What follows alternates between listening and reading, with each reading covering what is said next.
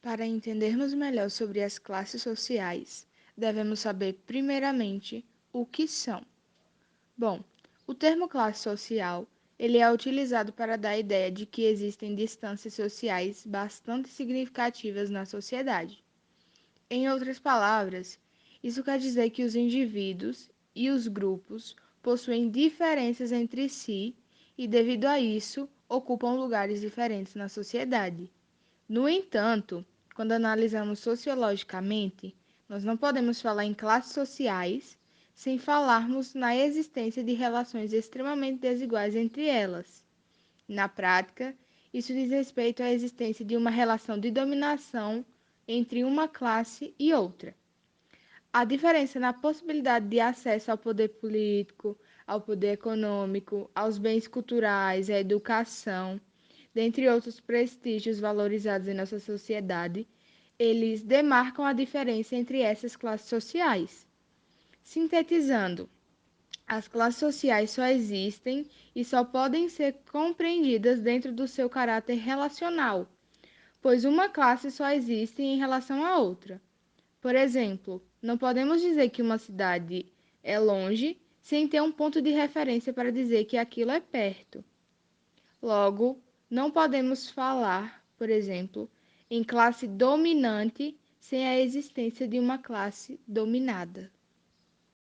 Segundo a visão de Karl Marx sobre as classes sociais, ele analisa economicamente a história e nota que em todos os períodos as bases econômicas elas eram estruturadas pelo antagonismo entre os grupos de opressores e o grupo dos oprimidos, ou seja, eram estruturadas pela oposição e também pela luta entre tais classes, onde essa luta ela era responsável por mover as sociedades e também por promover a transição de um modelo econômico para o outro.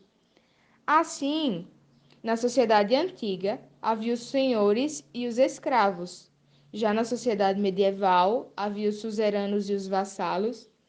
E na sociedade moderna, onde há os capitalistas e os trabalhadores.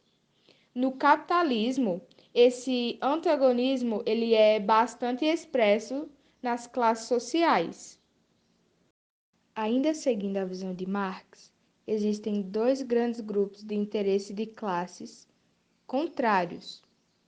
O grupo dos que possuem os meios de produção, chamados de burgueses, e o grupo dos que possuem apenas a sua força de trabalho, denominados proletariados. O grupo de proprietários, ele é formado por uma minoria de indivíduos. Já o grupo do proletariado, ele é formado pela maioria dos indivíduos. Eles vendem a sua força produtiva aos donos do capital, que pode ser ou produtivo ou financeiro, ou também pode ser ligado ao setor de serviços. A desigualdade nessas relações de trabalho e também na divisão da riqueza produzida, que favorece a acumulação de mais capital.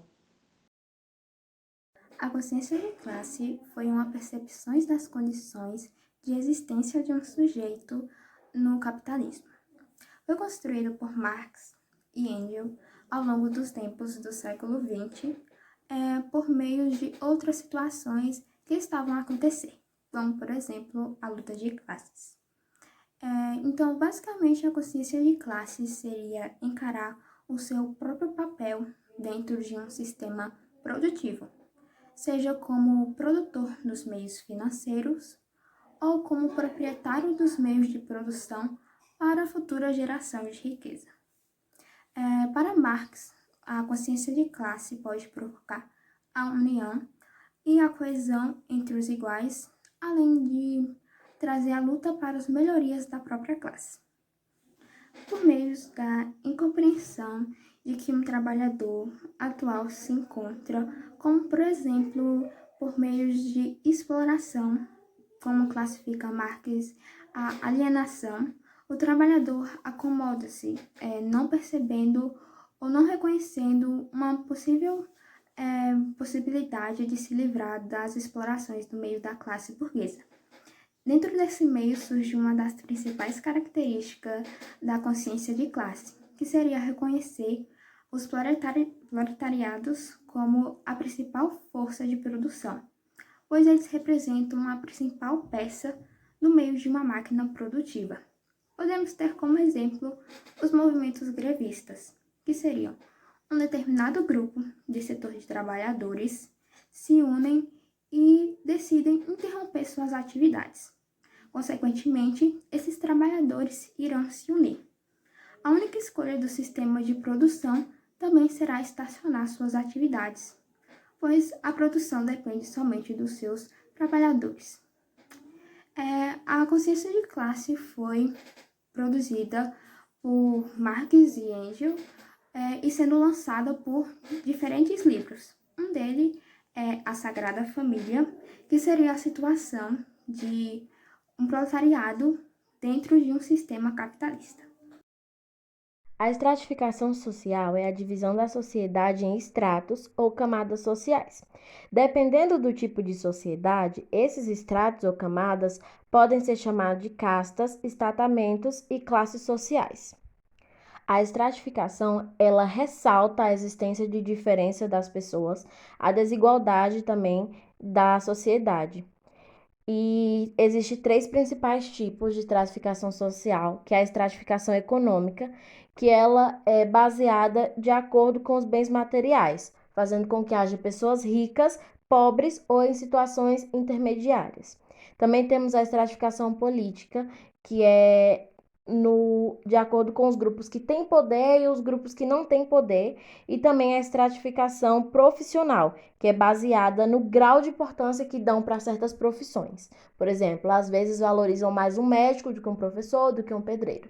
Então, a estratificação profissional. Para dividir uma sociedade, de acordo com a estratificação, nós temos que analisar a economia, a política, a cultura e todos esses fatores que estão interligados. E é muito comum pessoas que têm dinheiro também ter cargos e acabar tendo uma profissão mais valorizada. Então, ela participa aí de todas as estratificações. Outra coisa que vale ressaltar é que a estratificação ela é uma construção histórica, ou seja, ela não é natural. Ela foi construída ao longo do tempo pelos seres humanos porque eles brigavam muito e tinham a necessidade de ter alguém no poder, alguém elevado e acabar dividindo ali os grupos. As castas é uma sociedade em que o indivíduo nasce numa camada social mais baixa e pode alcançar, com o decorrer do tempo, uma posição social mais elevada.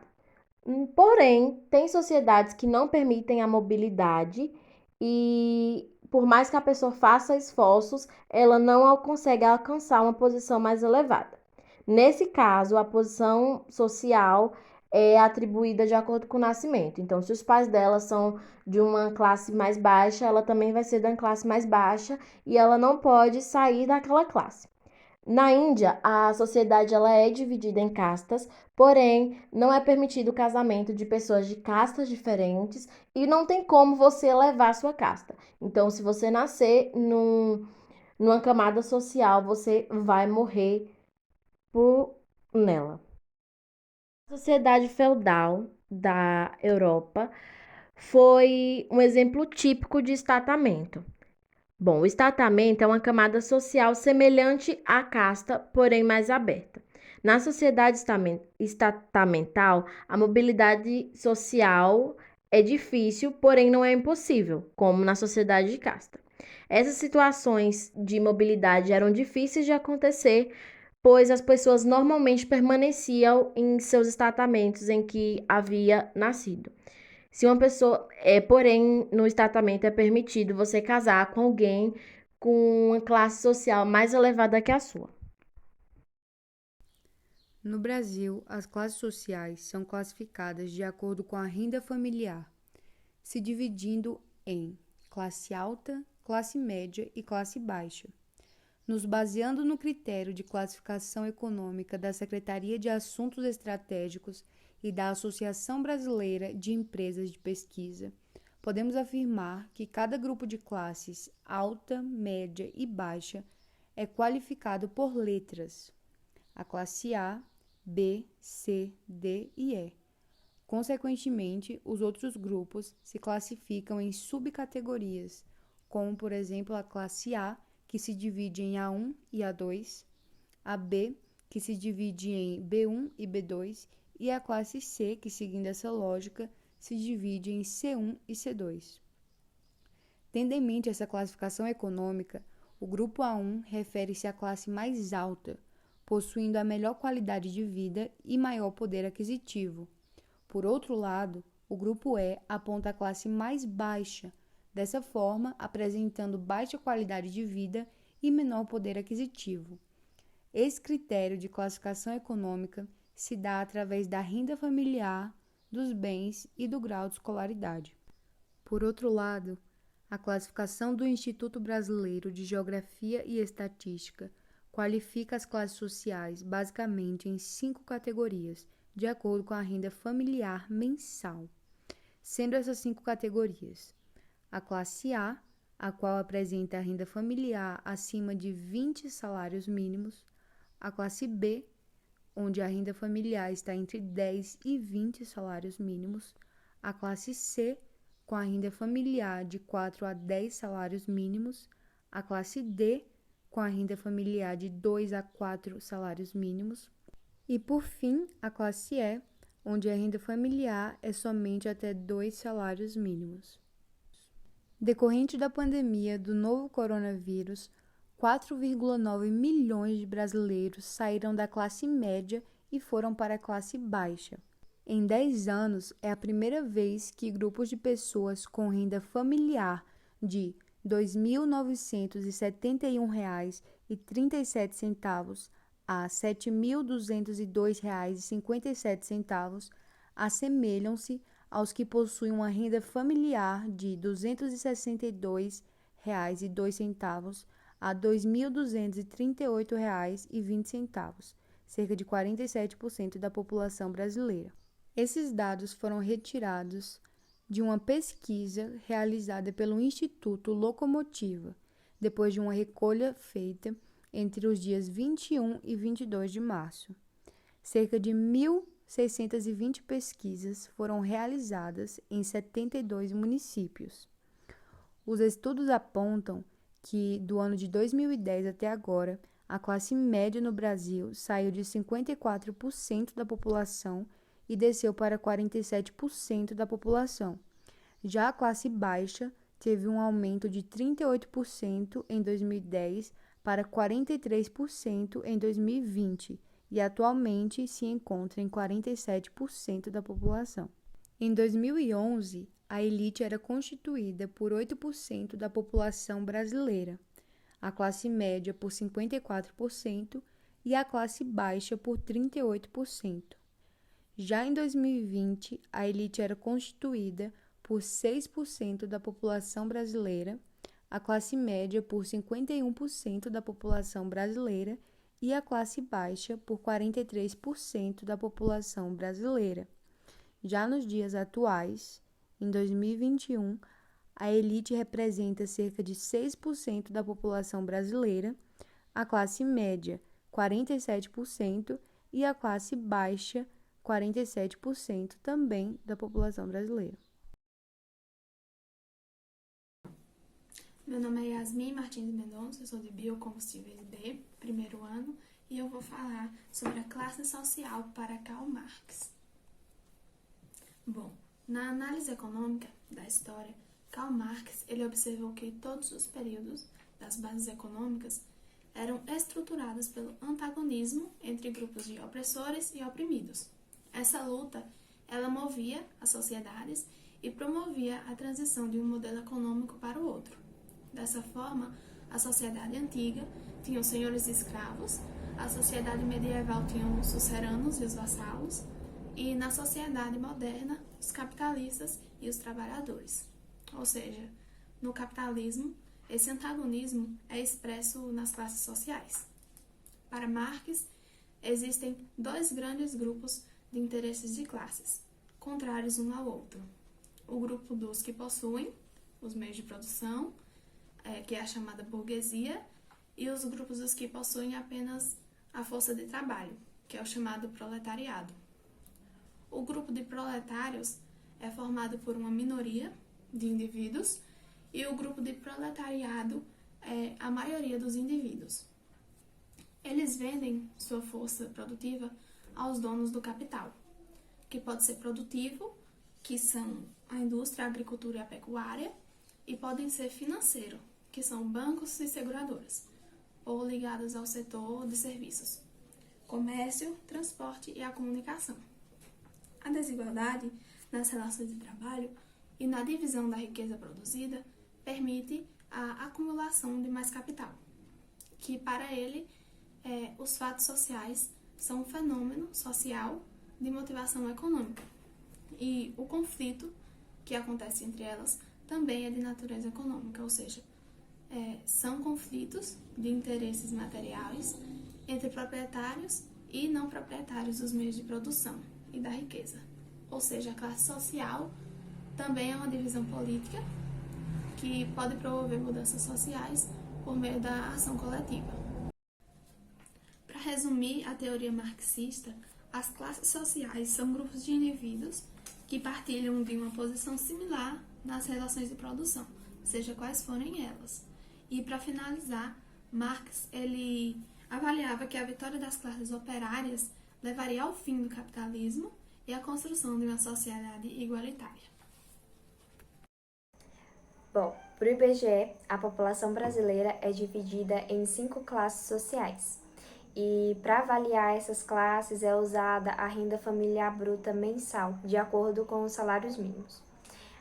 Essas classes sociais elas são identificadas como A, B, C, D e E. A primeira classe social, a E, ela é composta pelas famílias que recebem até 2 salários mínimos. A segunda classe, a D, ela é composta pelas famílias que recebem de 2 a 5 salários mínimos. A terceira classe, a C, ela é composta pelas famílias que recebem de 5 a 10 salários mínimos. A quarta classe, a B, ela é composta pelas famílias que recebem de 10 a 20 salários mínimos. E a última classe, a classe mais alta, A, é composta pelas famílias que recebem mais de 20 salários mínimos. Com isso, nós percebemos que o IBGE ele usa a situação econômica da população para dividir ela em grupos. E uma das desvantagens, dos pontos negativos disso, é que o valor do salário mínimo, o poder de compra dele, sofre variação. E geralmente ele não acompanha positivamente o valor do custo de vida.